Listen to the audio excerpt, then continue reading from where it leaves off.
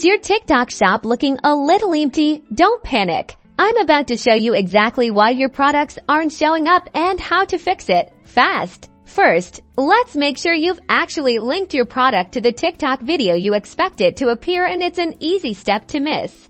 Go to the video in question. See the add link icon, tap that. From there, you should see an option to add products from your shop. Select the product you want to feature in the video, ensure the name and information displayed matches the product you're showcasing. Okay, next up, product approval status. Head over to your TikTok Seller Center, navigate to the products section. Check the status column. Is your product listed as pending review, rejected, or inactive? Pending review means you just need to wait for TikTok to approve it. Rejected means you need to address any policy violations. Click rejected to see why. Inactive means you've disabled it yourself. Click active to activate the product.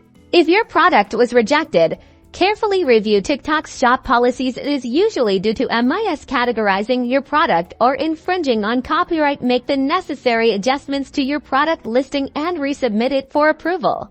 Almost there. Finally, clear your TikTok app cache. A corrupted cache can sometimes cause display issues. Go to your profile settings, find cache and cellular data. Clear this cache, restart the app, and see if that fixes the problem.